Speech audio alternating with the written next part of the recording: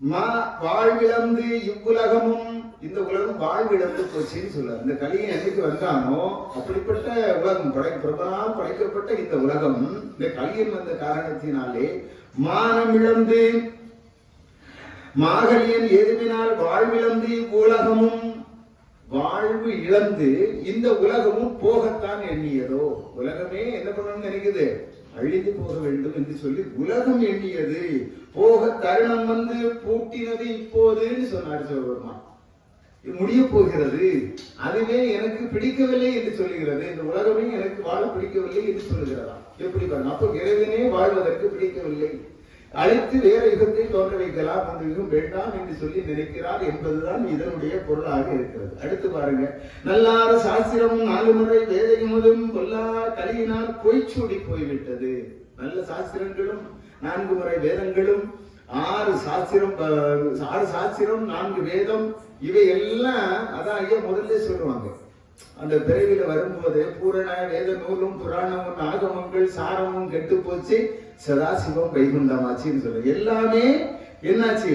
புல்லா கலியினால் பொய் சூடி போச்சு, எல்லாம் பொய் பூண்டு போச்சு. அதுக்குள்ளே பொய்யை புகுத்தி விட்டார்கள். நல்ல வேதத்துக்குள்ளேயும் நல்ல சாஸ்திரத்துக்குள்ளேயும் என்ன பண்ணிட்டாங்க? பொய்யை புகுத்தி விட்டு அத நன்மையை கெடுத்து விட்டார்கள்.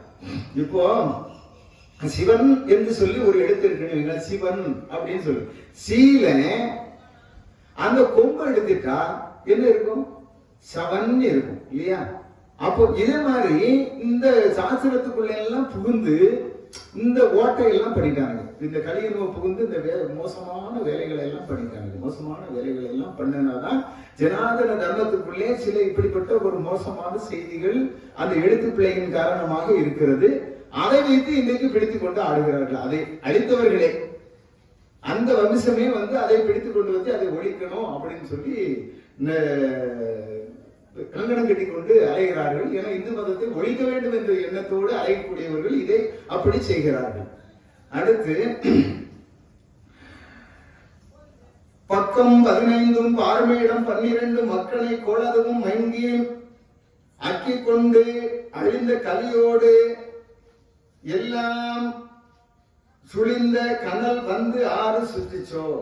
இந்த அதாவது இந்த 12 நட்சத்திரம் 9 கோள்கள், ஞாயிறு திங்கள் செவ்வாய் புதன் வியாழன் வெள்ளி சனி பாம்பு அப்படின்னு சொல்லி 9 சொல்லுவாங்க. அது 2, அப்படி 9 கோள்கள். இப்படி இந்த கோள்களுக்கெல்லாம் இங்க வேலை இல்லை. இவைகள்லாம் என்ன பண்ண போகுது? இந்த கலியோட எல்லாமே அழிய போகிறது என்று சொல்லி சொல்லுகிறார். எல்லாம் ஒரு நிலையிலே நின்று இறைவன் நின்றிலங்குவான். இப்போது என்ன நடக்குது? எனக்கு சனி தோஷம் பிடிச்சிருக்கு, எனக்கு செவ்வாய் தோஷம் பிடிச்சிருக்கு, எனக்கு இப்போ குரு பயிற்சி நடக்கு. இப்படி இந்த ஒவ்வொரு இதெல்லாம் என்ன ஆகும்? கடைசியில் இந்த கலியோட இதெல்லாம் முடியுது. அப்ப நம்ம இன்னைக்கு சனி தோஷம் பிடிச்சிருக்கு, எங்க போகணும்? நாம சனீஸ்வரனை தேடி எங்க போறாங்க? திருநள்ளாருக்கு போறாங்க. திருநள்ளாருக்கு போறாங்க. சனி தசை பிடிச்சிருக்கு, அங்க போனாதான் தீரும் அப்படின்னு சொல்லி இதெல்லாம் ஐயா என்ன சொல்றாங்க?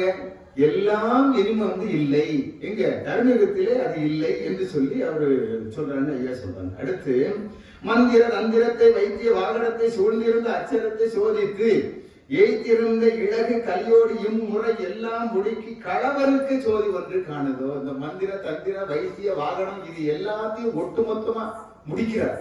முடிச்சுக்கிட்டு இதெல்லாம் கருவோடு அறுக்கிறது. களவருக்க கருவோடு அறுத்து முடிப்பதற்காக ஒரு ஜோதி தோன்ற போகின்றான். அவன் தான் வைகுண்டம். அந்த ஜோதி தோன்ற போகின்றான் என்பதை சொல்லுது. இது ஐயா பிறவிக்கு முன்னாலே சொல்லக்கூடிய திருநடனம் ஆடி சிவபெருமான் சொல்றார். அப்படிப்பட்ட ஒரு ஜோதியாக ஒருத்தன் தோன்ற போகின்றான் என்று சொல்லி சொல்லுகிறார். அடுத்து பாருங்க. ஐயமிட்டு உண்ணாத அரும்பாவி யாவரையும் பொய்யரையும் வெட்டி வெளியாக்கி மெய்யிழந்து மெய்யும் கலியோடு அனலாவி கொண்டறிக்க வெய்யவன் போல் சோதி வந்து தோன்றுதோ.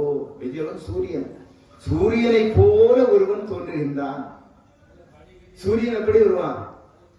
உலகத்துக்கெல்லாம் வெளிச்சம் கொடுத்து கொண்டு வருகிறான். அப்படி ஒரு ஜோதியாக ஒருவன் சூரியன் போலே ஒருவன் வருகிறான். மெய்யவன் என்றால் சூரியன், சூரியன் போலே ஒருவன் வருகிறான். எப்படி வருகிறான்? ஐயமிட்டு உண்ணாதவன் வெறும் பாவி அல்ல, அரும்பாவி என்று சொல்கிறான். ஒருத்தன் பசித்துக் கொண்டு இருக்கின்ற போது தான் உணவை உண்ணுகிறவன் அவனுக்கு கொடுக்காமல் உண்ணுகிறவன் ஐயமிட்டு உண்ணாத அரும்பாவி என்று சொல்லுகிறார். ஐயமும் பிச்சையும் ஆந்தரையும் கைகாட்டி ஒய்யுமாறு என்றெண்ணி உகந்தேலோர் எப்பாவாய். ஆண்டாள் நாச்சியாருடைய திருப்பாடல். எப்படின்னா, ஐயம்னா சமைத்து கொடுக்கக்கூடிய உணவு. பிச்சை என்பது நாம சமைக்காமல் கொடுக்கக்கூடிய எது வேண்டுமானாலும் பிச்சை. ஏன்னா ஒருத்தர் பசியோடு வருகிறான், அதிகமான பசி வருகிறான் என்று சொன்னா அவனுக்கு 10 ரூபாய் கொடுத்து பிரயோஜனம் இல்லை. அப்ப நம்ம சாப்பிட்டு இருக்கக்கூடிய சாப்பாட்டிலே கொஞ்சமாவது அவனுக்கு கொடுத்துடணும். எனக்கு தாங்க முடியாத பசி கும்பி கொதிக்குதுன்னு வருவான், கொஞ்சம் கஞ்சியாவது அவனுக்கு கொடுக்கணும். அதுதான் ஐயம் விட்டு உண்ணது. ஐயம்னா அது ஐயமும் பிச்சையும் இந்த ரெண்டு வேற வேற. பிச்சைன்னு சொல்றது நம்ம காசு கொடுக்கலாம், நெல் கொடுக்கலாம், பொருள் கொடுக்கலாம், எது வேணும்னாலும் கொடுக்கலாம், அது பிச்சை. இப்போ ஐயாட்டு கொடுக்கணும்ல, பிச்சை கொடுக்கணும்ல, அந்த மாதிரி எது வேணுமானாலும் பிச்சையிலையும் கொடுக்கலாம். ஐயம் என்பது சமைத்து வைத்த உணவை கொடுப்பது, பசி ஆற்றுவது. பசி ஆற்றுவது அதுதான் ஐயம். நம்ம இப்போ என்னதான் நம்ம ஒருத்தருக்கு பசியோட வரவனுக்கு நம்ம ஒரு பழமோ பத்தியோ கொடுத்தா தான் அவனுக்கு அந்த பசி ஆகும். காசு கொடுத்தோம்னா பசி ஆகும். அதுதான் ஐயமிட்டு உண்ணாதவன் அரும்பாவின்னு சொன்னார். என்னது வெறும் பாவின்னு சொல்ல, அரும்பாவி அவன். அப்படிப்பட்டவனை இந்த வெட்டி பெலியாக்கி, இந்த கலியோடு அவனங்கள இந்த பெலியாக்கி அவனை இருக்க வேண்டாம், உலகத்துல எதுக்கு இருக்கிறான், இருக்க வேண்டாம் என்று சொல்லி வெய்யவன் போல் அவனை அறுப்பதற்காக வெய்யவன் போல் ஜோதி ஒன்று தோன்றுதோ, சூரியனை போலே ஒருத்தன் தோன்றி வரப்போகிறான். அவன்தான் வைகுண்டர். அடுத்து பக்தி சோதிக்கு பல நாளும் காத்திருந்த வித்தகரை வந்து வேண்டார் மேல் வீடில் அந்து செட்டிறந்து தீநரக சீர்கூட்டிலே அடைக்க கொத்தி புழுவுக்கள் அருந்த கொஞ்சுதோ. பக்தி சோதிப்பதற்காக வைகுண்டர் உட்கார்ந்து இருக்கிறார். நம்மகிட்ட பக்தி இருக்கிறது. பக்தியின் மூலமாக நம்மை சோதித்து எடுப்பதற்காக இறைவன் உட்கார்ந்து இருக்கின்றான், வைகுண்டம் உட்கார்ந்து இருக்கின்றான். சோதி தோன்றியாச்சு, வைகுண்டம் வந்த வரலாற்றை ஐயா சொல்கிறார். பக்தி சோதித்தே பல நாளும் காத்திருந்த, எவ்வளவு காலம் காத்து, இப்ப அவர் 194வது வருஷம் முடிஞ்சது. 194வது வருஷம். இன்னும் எவ்வளவு காலம் காத்திருக்க போறாரு, எவ்வளவு காலம் காத்திருக்க போறாரு. அப்போ 10 நாளும் காத்திருந்த அந்த வித்தகனை வேண்டார்கள், அவரை வணங்காதவர்கள், அவர் சொல்லை கேட்காதவர்கள் எப்படி ஆவார்கள் என்பதை இந்த பாடம் மூலமாக ஐயா சொல்லுகிறார். எப்படி செத்திறந்து, செத்து இறந்து, செத்து போவான், செத்து இறந்து தீ நரக, தீ நரகம், நரகம் கூட இல்லை, தீ நரகம், மோசமான நரகம், நரகத்திலே விழுந்து நரக சீழ்கூடு, சீழ்கூடு, சீழ்ல நம்ம புண்ணுல செலம் வச்சிருக்கும்ல, அப்படி அந்த மாதிரி ஒரு நரகம். அப்படிப்பட்ட நரகத்துக்குள்ளே அடைக்க கொத்தி புழுக்கள் அருந்த கொஞ்சுதோ. அங்க இருக்க புழுக்கள் எல்லாம் மாறாயா நம்மளுடைய ராசி. ஆண்டவனை வேண்டாதவன் வருகிறான், அவனை நாம் புசித்து திம்போன்னு சொல்லி அந்த புழுக்கள், சீழ்கூட்டிலே இருக்கக்கூடிய புழுக்கள் கொத்தி அருந்துவதற்காக கொஞ்சுது என்று சொல்லி ஐயா சொல்லுகிறார். அடுத்து பாங்கலியன் எடுவினால் பண்டு உண்டு பண்ணி செய்ததெல்லாம் மூங்கி கலியதும் மூடி மூச்சு விட்டு ஓங்குவது ஓங்கி உறங்குவது தான் உறங்கி மூங்கி முழிப்பு நாள் முற்றுதோ. இது பாங்கலியன் ஏதுவினால் பண்டு செய்ததெல்லாம், இந்த கலியை செய்த எல்லா தீமைகளும், 1 2 இல்லை, எவ்வளவு தீமைகள் செய்தானோ அத்தனையும் மூங்கி மூழ்கி கலிக்குள்ளே எல்லாமே மூழ்க போகிறது, ஆழ்ந்தப்பட போகிறது, எல்லாம் நரகத்துக்கு தள்ள போகிறார் இறைவன். அப்படி என்று மூச்சு விட்டு ஓங்கி தொங்கி உறங்குவது தான் உறங்கி மூங்கி குளிப்பு நாள் முற்றுதோ. அதோட எல்லாம் முடிக்கிறார், இதோட எல்லாம் முடிய போகிறது என்று சொல்லி இந்த பாடல் போதால் சொல்லுகிறார். நீசம், மொத்த நீசம், 1008 அநியாய பாவத்தையும் ஒட்டுமொத்தமா நீசம் அந்த நரகக்குழியிலே தள்ளுகிறார். அடுத்து லட்சக்கிட்ட பாவி என்று வந்தான் அன்பு முதல் நற்சடன்கள் நல்வகைகள் நாடிலிருந்து நாணமுற்று பச்சு முதல் மாமிருகம் பால் நரிகள் கட்டாவும் அச்சமற்று வாழ்வு பூமி ஒன்று ஆகுதோ. இந்த கலியின் வந்த நாளிலே இருந்து, இந்த பாவி வந்த நாளிலே இருந்து எல்லா ஜீவராசிகளும் நற்சடலங்கள் நல்ல வகைகள் நாடிலந்து பச்சி முதல் மாமிருகம் பால் நரிகள் கற்றாவும் பசு நரிகள் கற்றா பசு பச்சி முதல் அச்சமற்று வாழ் புவி ஒன்று தோன்றுதோ. இவைகளுக்கெல்லாம் அச்சமில்லாமல் வாழ்வதற்கு ஒரு புவி ஒன்று தோன்ற போகின்றது. அதுதான் தர்மயுகம். தர்மயுகம் அந்த தர்மயுகத்திலே அவர்கள் அந்த மிருகங்களுக்கெல்லாம் அச்சம் இல்லை. இன்றைக்கு அச்சத்தோடு தான் எல்லாமே வாழ்ந்து கொண்டு இருக்கிறது. காரணம், எப்ப நம்மள கறி போட்டு திங்க போறானோ, எப்ப வெளிப்பட போறானோ, அந்த மாதிரி தான் இன்னைக்கு இருக்கு. ஆட்டை அழகா பிடிச்சிட்டு கொண்டு போய் விட்டு போறானா, இங்க போறான்னு தெரியலன்னு பயத்து போகுது இல்லையா, அச்சப்பட்டு போகுது. அப்ப அங்க என்ன, இங்க அச்சப்பட்டு போகுது.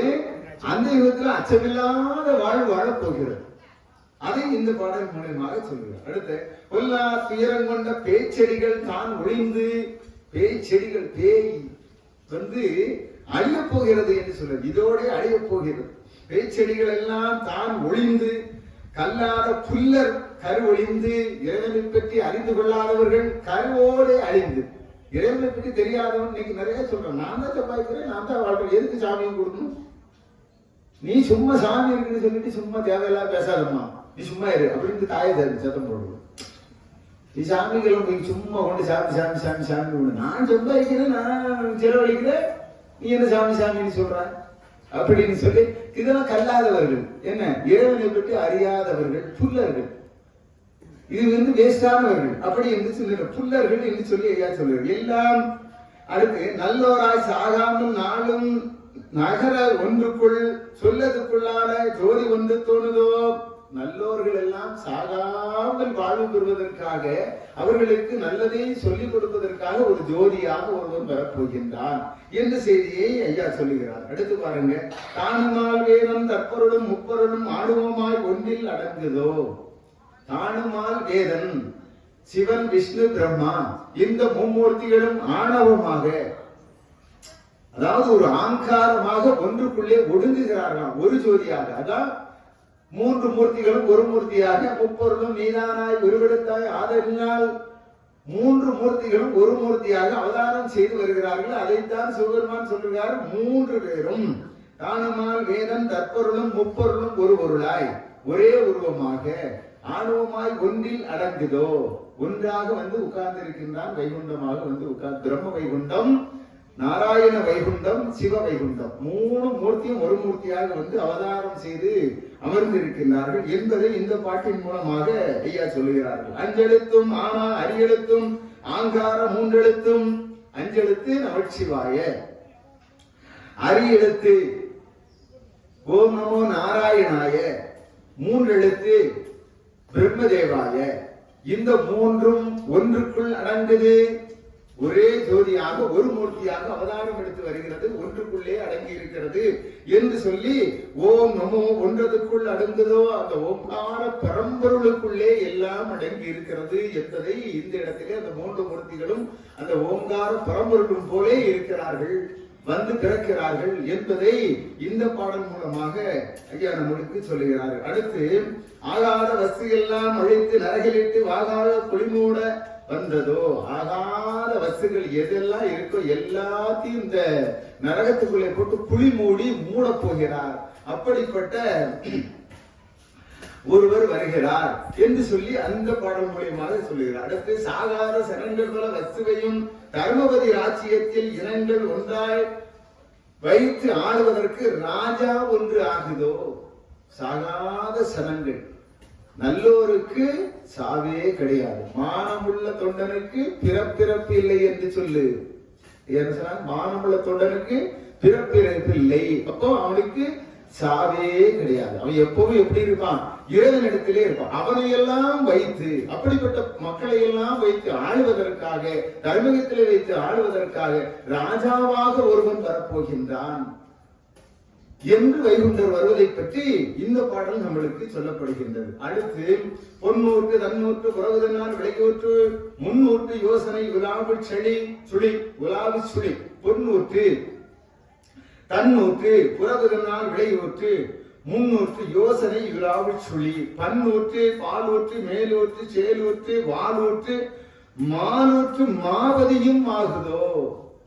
அந்த ராஜ்யத்திலே பொன்னெல்லாம் விளைந்து கிடக்கும், பொண்ணு ஊற்று போல விளைந்து கிடக்கும் சொல்ற. அந்த தர்மராட்சியம் எப்படி இருக்கும்? பொன்னூற்று, புறவு, நாம விவசாயம் பண்ணக்கூடிய இடம், அதெல்லாம் அப்படியே விளைந்து கிடக்கும் அப்படின்னு சொல்லி சொல்றாரு. புறவு சொல்லுவோம் இல்லையா, புறவு பண்றோம் அப்படின்னு சொல்லி சொல்லுவோம், விவசாயம் பண்றதா அப்படி சொல்லுவாங்க. அப்படி ஒரு வார்த்தை உண்டு அதற்கு.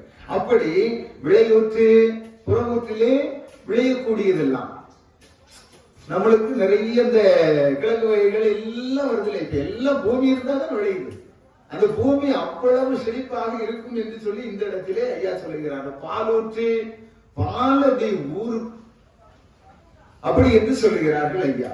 அடுத்து அப்படி ஒரு பதி ராஜ்யம் ஒன்று உருவாக போகின்றது, தர்மயுக ராஜ்யம் என்பதை இந்த பாடல் மூலமாக நம்மளுக்கு சொல்லுகிறார். அடுத்து செப்பத்த பொன்னும் சிவமேட சிங்காசனமும் 32 அரபும் ஓங்குதோ. செப்பத்த ஒரு சிங்காசனம், இறைவன் இருந்து அரசாட்சி பண்ணுவதற்கு ஒரே கோயில், ஒரே ஆலயம், அந்த ஒருவன் தான் தெய்வம். அப்படிப்பட்ட அந்த தர்மயுகத்திலே இங்க இல்ல. அப்ப அங்க அப்படிப்பட்ட 32 அரசாலான ஒரு சிங்காசனத்தில் இருந்து இறைவன் அரசாட்சி பண்ண போகிறான் அந்த தர்மயுகத்திலே என்பதை இந்த பாடம் நம்மளுக்கு சொல்லு. ஒப்பற்ற ஊதரவும் ஒன்றதற்கு ஒரு யோசனை தெருக்கள் சீர் 10,000 சேருதோ. அதாவது அந்த ஒரே ஒரு பதிக்கு எத்தனாயிரம் தெருக்கள், 16,000 தெருக்கள். அந்த 16,000 தெருக்களிலும் எந்த தெருக்களில் இருந்து நீங்கள் போனாலும் அந்த ஆலயத்துக்கு தான் போய் சேரணும். எந்த தெருவிலே தெருக்கள் 16,000 செங்கன்மால் திருப்பதிக்கு குறு கொடுத்து நிற்பதல்லால் வேறு இல்லை. தெருக்கள் 16,000 தெருக்கள். அந்த தெருக்கள்ல எந்த தெருவுல போனாலும் அந்த பதிக்கு தான் போலாம். அப்படி ஒரு பதி அந்த தர்மயுக ராஜ்யத்திலே அந்த ஒரு பதிதான் வரப்போகிறது என்பது ஐயா இந்த இடத்திலே சொல்லுகிறார். நீங்க ஊர்ல இருந்து, எந்த ஊர்ல இருந்து, ஊர் தெருவும் ஒன்றதுக்குள், ஊர் எந்த ஊர்ல இருந்து நீங்க போனீங்கன்னாலும் அந்த கோயிலுக்கு தான் போய் நிற்கும், அதுதான் போக முடியும். அந்த 16,000 தெருக்கள், அப்படிப்பட்ட தெருக்களோடு கூடி ஒரு பதி நடுவிலே அமைக்கப்படுகிறது. அதுதான் துவரையம் பதி. கடைசியில் இருக்குதப்பா ஒரு பதிதான் துவரையம் பதியதுவா, பதியதுதான் துலங்கும் பதியதுதான். அது துலங்க போகிறது. அந்த பதிக்கு தான் 16,000 தெருக்கள் எங்க இருந்தாலும் அங்கு வந்து சேரும். அப்படி என்று சொல்லி இந்த பாடல் மூலியமாக ஐயா சொல்லுகிறார்கள். அடுத்து தெருக்கள் 10,000 செந்தெரிமால் வாழ்வதற்கு குருக்கள் விஞ்சை தான் ஒன்று கூறுதலோ. அங்க ஒரு குருதான் இருப்பாங்க, ஒரே கடவுள் தான் அவர் இருக்கிறார். அந்த கடவுள் ஒருவர் தான் அந்த ஆலயத்திலே அமர்ந்திருப்பார். செந்திருமால் வாழ்வதற்கு, செந்திருமால் வாழ்ந்துட்டு இருக்கக்கூடிய அந்த பதி, அதான் 16,000 தெருக்களோடு கூடிய ஒரு பதி. அப்படி அந்த பதி அங்கே அமைந்திருக்கும் என்பதை இந்த இடத்துல ஐயா சொல்றார். அடுத்து மறுக்கள் மறவாமல் வாழ்வதற்கு மனம் கொடுத்து நிற்பதெல்லாம் வேறாருக்கும் பறிக்க வேண்டுமோ. அங்கே மக்கள் எல்லாம் அந்த ஒரு பதிக்கு தான் எல்லா மனங்களையும் கொடுத்து இருப்பார். நல்ல நல்ல மலர்களை கொண்டு கொடுப்பார்கள், நல்ல நல்ல பழங்களை கொண்டு கொடுப்பார்கள், நல்ல நல்ல வகைகளை எல்லாம் அந்த பதிக்கு கொண்டு மக்கள் எல்லாம் பணம் கொடுத்து கொண்டு இருக்கிறார்கள். நம்ம ஐயாவுக்கு பூ வாங்கி கொண்டு வந்து கொடுத்துட்டு இருக்கோம்னா இதே மாதிரி அங்கே அவர்கள் அந்த பதிக்கு கொண்டு எல்லாரும் அங்கே கொண்டு கொடுத்து கொண்டு நிற்பார்கள் என்று சொல்லி அந்த பாடல் மூலியமாக ஐயா சொல்ற. அடுத்து பொறுமை பதியன் பொன்மாசல் ஒன்றதிலே தரும மணி ஒன்று தாங்குதோ.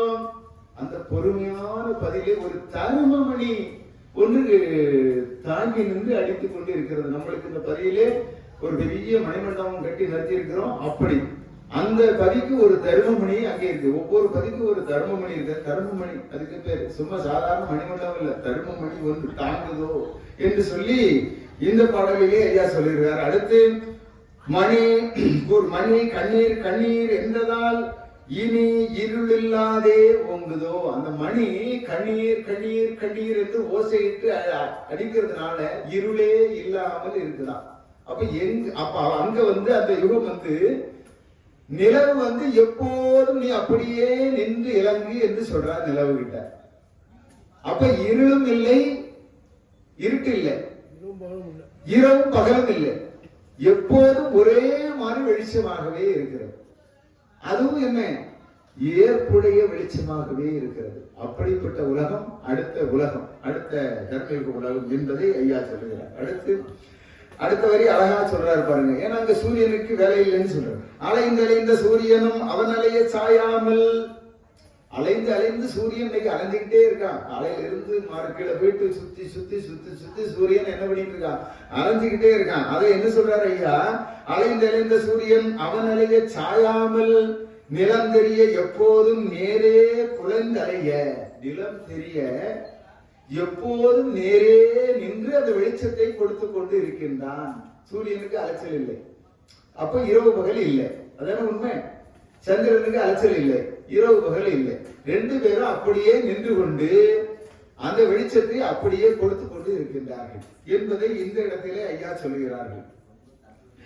கார்மேக தட்டெல்லாம் கூன்றுடைந்து வானமதில் ஊர் மேகமெல்லாம் ஒரு மேகமாக ஓங்கிடவே. இப்ப இந்த மேக தட்டுகள் எல்லாம் இருக்கிறது, அங்கே மேகத்தட்டுகள் அதெல்லாம் இல்லாம ஒரே வானமாக இந்த வானம் இருக்கிறது என்று சொல்லி ஐயா சொல்லுகிறார்கள். அடுத்து பாருங்க, தோணிக்க சிந்தை துலங்கிவழி காட்டுமெல்லாம் காணிக்கை என்ற இறை காணாதே.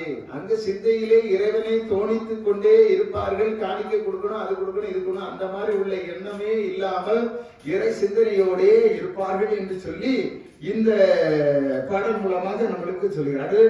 மாணிக்க கல்லால் வளர்ந்தபதி காணும் மொழி அல்லாது, அது மாணிக்க கல்லாலே வளர்ந்த பதியாக இருக்கிறதா அந்த பதி. அப்படி அல்லாமல் மாணிக்க கல்லால் வளர்ந்தபதி காணும் ஒளி அல்லாது, அப்படி மாணிக்க கல்லாலே வளர்ந்த பதி ஒளி வீசிக் கொண்டிருக்கிறது அந்த பதி என்று சொல்லார்கள். பொல்லாரன பேர்கள் போச்சிதோ, அங்க பொல்லாதவர்கள் யாருமே இல்லை, அந்த பேரே கிடையாது. இவன் பொல்லாதவன் அவன் நல்லவன் அந்த பேச்சே கிடையாது. பொல்லார்கள் என்ற பேச்சே அங்க இல்லை. அவ்வளவு நல்லவர்களாக இருக்கிறார்கள் அந்த தர்மயுக ராஜ்யத்திலே என்பதை இந்த பாடல் மூலமாக ஐயா நம்மளுக்கு சொல்கிறார். ஈசன் நகரம் 21 தேச தீது நலம் செப்பினார் வாச உணர்ந்து. தேசத்திலே நல்லது கெட்டது எல்லா தீது நலம், நல்லது கெட்டது ரெண்டையும் ஐயா சொன்னாங்க. சிவபெருமான் இந்த 24 பாடலின் மூலமாக நல்லது எது கெட்டது எது என்று சொல்லி இந்த மக்களுக்கெல்லாம் இந்த விவரம் தெரிய வேண்டும் என்பதற்காக திருநடனம் ஆடி இதெல்லாம் நடக்க போகின்றது என்பதை ஆதி கைலாசத்திலே திருநடனம் ஆடி சொல்லி திருநடத்தை நிறைவு செய்கிறார்கள். வன்னி அமர்த்தி மாதுமை தான் நோக்கி உன்னி சிவம் உரைப்பார். வன்னி அமர்த்தி அந்த அக்கினியிலே நின்றுதானே திருநடம் ஆடினாரு. அப்ப அந்த அக்கினியை அமர்த்துகிறார். அக்கினி அமருகிறது. அந்த திருநடம் அந்த அக்கினிக்குள்ளே இருந்து வெளியே வருகிறார் சிவபெருமான். வெளியே வந்து மாதுவாகி அந்த ஆதிசக்தி பராசக்தி அம்பிகையை பார்த்து கேட்கின்றார். ஈசர் மகிழ்ந்து ஏன்கிளையை தான் நோக்கி வாசமுடன் ஈசர் வகுப்பார் அம்மாதோடு, அந்த அம்மையோடு கேட்கின்றார். சொல்றார் பாருங்க, என்ன கேட்கிறார் பாருங்க. முன்னே மொழிந்த முத்தாண்டவம் அதுக்கு பொன்னே இந்நேரம் புரிந்தது நீ கண்டாயோ. நான் ஒரு தாண்டவம் ஆடுனே, நான் என்ன சொன்னேங்கிறது நீ புரிஞ்சுக்கிட்டியா கேட்கிறார். நான் என்ன சொன்னேங்கிறத நீ புரிஞ்சுக்கிட்டியா அப்படி என்று சொல்லி அந்த அம்பு கிட்ட சிவபெருமான் கேட்கிறார். அப்புறம் அந்த பொழுது ஈஸ்வரியும் அரணை முகம் நோக்கி, அப்ப ஈஸ்வரி அம்மை உடனே அந்த சிவபெருமானுடைய திருமுகத்தை பார்த்து சொல்கிறார்கள். இப்பொழுது என்னுடைய ராச மகாபரனே, என்னுடைய ராச மகாபரனே, செப்போடு ஒத்த சிவனே சிவபரனே. எப்படி சொல்றாங்க? செப்போடு ஒத்த சிவனே சிவபரனே, ஆடிநீரே தாண்டவன் தான் அநேக வளங்கள் சொல்லி. ஆடிநீரே ஐயா தாண்டவம், எவ்வளவோ வளங்கள் சொல்லி இவையெல்லாம் நடக்க போகின்றதா? இனிமேல் இவையெல்லாம் நடத்தி வைக்க போகிறீர்களா? அதைத்தான் நீங்கள் இத்தனையும் ஆடி சொல்லீர்களா என்று சொல்லி அப்படியே ஒரு மலைப்போடு கேட்கிறார்கள். ஆடிநீரே தாண்டவன் தான் அநேக வளங்கள் சொல்லி, இத்தனை வளங்கள் சொல்லி ஆடிநீரே ஐயா, பாடினீரே ஐயா, பாட்டு வழுகாதே ஐயா, நீங்கள் பாடி சொன்ன இந்த பாடல் எதுவுமே நடக்காமல் இருக்காதே, எல்லாம் நடக்குமே, எல்லாம் நடந்தே தீருமே. தாண்டவம் ஆடி புரிந்தால் நீர் என்ன நினைக்கிறோ என்ன சொல்லிடுறோ அத்தனையும் நடக்கும். தாண்டவம் ஆடி புரிந்தால் அதுதான் சங்காரம் என்று சொல்றது. தாண்டவ சங்காரன், தாண்டவம் ஆடி புரிந்தால் சங்காரம் பண்ண போகிறான் என்பது பொருள்.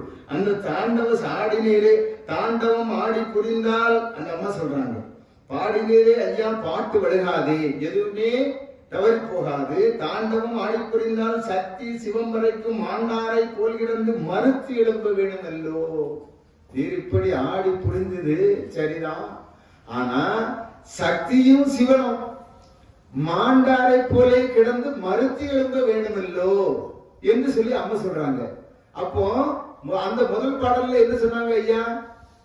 ஈஸ்வருக்கு ஏழு பிறகு, மாதுமைக்கு 7 பிறகு. அப்ப இதுக்கு முன்னால் 6 பிறகு, இது 7ஆம் பிறகு. ஒரு பிறவி இருக்குமா அப்படி என்று சொல்லி சொன்னாங்க பாத்தீங்களா? அந்த இதை அம்மா ஞாபகப்படுத்துறாங்க. தாண்டவம் ஆடி புரிந்தால் சக்தி சிவம் வரைக்கும் மாண்டாரை போல் கிடந்து மறுத்து எழும்ப வேண்டுமல்லோ.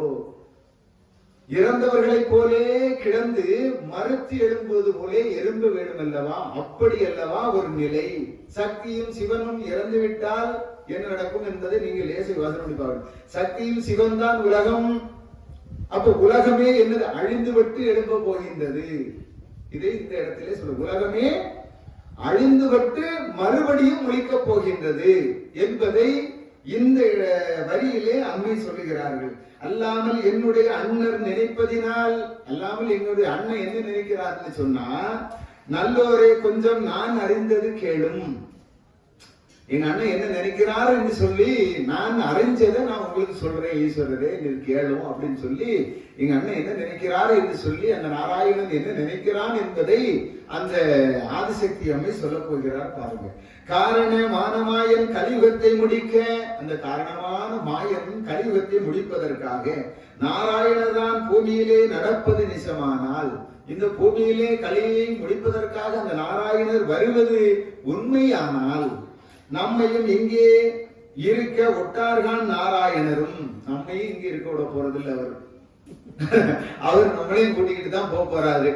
நம்ம கண்டிப்பா இங்க இருக்க விட மாட்டார். அப்படி என்று சொல்லி எம்மலையில் ஆனாலும் எவ்வெயில் ஆனாலும் கொந்தலில் ஆனாலும் கூர்வனியில் ஆனாலும் கந்தை துணிகள் தந்து கையில் திருவோடு தந்து, எந்த வெயிலா இருந்தாலும் எந்த குளிரா இருந்தாலும் எந்த மழையா இருந்தாலும் எதை பற்றியும் அவர் கவலைப்பட மாட்டார். கையில திருவோடு தந்துடுவார். கொஞ்ச நாள் சுத்திருங்க அப்படின்னு சொல்லி கையிலே திருவோடு தந்து, எந்தனக்கு நல்ல இளங்குரத்தி வட்டி தந்து, என்னைக்கு ஒரு குரத்தி வேஷம் போட போகிறார், என்னை ஒரு குரத்தி ஆக்க போகிறார் என்று சொல்லி சொல்லுகிறார். அந்த அம்மை சொல்லுகிறார் பாருங்க, நான் அறிஞ்சதுங்கிறார். அந்த அம்மா அறிஞ்சிருக்கா இதை, இப்படி எல்லாம் எங்க அண்ணன் நினைக்கிறாரு அப்படின்னு சொல்லி அந்த அம்மா அறிஞ்சதை சொல்றார். எந்தனுக்கு நல்ல இளங்குரத்தி வண்டிருந்து மைந்தன் சரவணனுக்கு மறிப்பு மிக கொடுத்து, மறிந்தன் சரவணனுக்கும் ஒரு சின்ன மறிப்பு பிறவி, மாற்று பிறவி மாறி அது ஒரு மாற்று பிறவி கொடுத்து, லோகமதில் நம்மையும் உகம் கோலங்களிட்டு உலகத்திலே நம்மையும் கூட்டிட்டு போறார். உலக கோலத்தை பாருங்க அப்படின்னு சொல்லி நம்மளையும் கூட்டிட்டு போறார். அதுதான் நான் சொல்றேன், தெய்வ சங்கங்கள் ஒட்டுமொத்தமா இங்க கீழே இறங்கி வந்துட்டாங்கன்னு சொல்றதுக்கு காரணம் இதுதான். அப்போ பிரம்மனுக்கு கோலமிட்டு பிசாசுதனை விரட்டி, பிரம்மதேவருக்கும் ஒரு கோலம் போட்டு பிசாசுகளை விரட்டுறதுக்கு வைக்கிறாராம். அப்படி அவரையும் கொண்டு விட்டு நிறுத்துறார். வாரமுள்ள தேவதைக்கு மாற்றி உரு கொடுத்து, வாரமுள்ள வரமாங்கிய தேவதைகள் எல்லாம் இருக்கிறதெல்லாம் அதுகளுக்கெல்லாம் என்ன பண்றாரு? மாற்றி ஒரு உரு கொடுக்கிறார். அடுத்த பிறகு மாற்றி ஒரு உரு கொடுக்கிறார். அப்படி உரு கொடுத்து லோகமதில் நம்மையும் உக கோலங்களிட்டு, உலகத்திலே நம்மளுக்கெல்லாம் ஒரு கோலத்தை போட்டு நம்மளையும் அலைய வைப்பார். காலிழக காண்டம் கழிக்க, களி அழிக்க தவறதற்கு, களி அழிக்க காண்டம் கழிக்க வென்று பரிகாண வைப்பார் பரசோதனைக்கு அனுப்பி, நம்மளை எல்லாத்தையும் அந்த சோதனைக்கு அனுப்பி களி அழிக்கிறதுக்கு பாருங்கன்னு சொல்லி நம்மளையும் அனுப்பி விடுவார். நம்மளை இங்க உட்கார வைக்க மாட்டார். இது என் மனசுல தோணுது, எங்க அண்ணன் நினைச்சது இதுதான், அவர்தான் அதுதான் நினைக்கிறாரு அப்படி என்று சொல்லி சொல்லியிருந்தார். இந்த இடத்திலே அந்த அம்மை சொல்லியிருந்தார். இப்படியே தோணுகான் என்னுடைய சிந்தையிலே, இப்படியே என்னுடைய சிந்தையிலே தோணுதுகான் என்று சொல்லி அந்த ஆதிபராசக்தி அம்பிகை சொல்லுகிறார். இப்படி எப்படியும் வந்து இது சமயம் ஈஸ்வரரே, எப்படி இது நடக்க ஈஸ்வரரே, இதுல மாற்றிக்கிறதே இல்லை, நம்மளும் போயிட வேண்டியதான். கல்வி அளிக்கிறதுக்கு நாம இங்க விட்டுக்கிட்டு அவர் போக மாட்டாரு, இது இப்படித்தான் இருக்கிறது அப்படி என்று சொன்னோன்னா, அன்று உமையால் ஈசர்தனை வணங்கி அன்று மொழிந்து அவள் நிற்கும் அந்த வேளையிலே. இப்படி இத்தனையும் சொல்லிக்கிட்டு அப்படியே ஈஸ்வரரை வணங்கி கொண்டு அந்த தாயானவள் நிற்கின்றால் அந்த பொழுதிலே நாராயணர் அந்த இடத்திலே வர்றார். கரெக்டா அந்த இடத்துல சரியா வர்றாரு பாருங்க. அதையெல்லாம் கேட்டுக்கிட்டு வர மாதிரி அப்படி வர்றார். வந்து நாராயணன் நல்ல சிவனிடத்தில் சீராக வந்து தெண்டடித்து தான் இருந்தார். நாராயணர் இந்த இடத்துல வந்து அப்படியே வந்து உட்கார்ந்து இருக்கிறார். அந்த இடத்துக்கு அப்படியே வர அம்மா இப்படி சொல்லிட்டு இருக்காங்க. சொல்லி முடிக்க நாராயணர் வர சரியா இருக்கிறது. அப்படி வந்து ஈஸ்வரரை வணங்கி நாராயணரும் அந்த இடத்திலே இருக்கிறார். இருந்து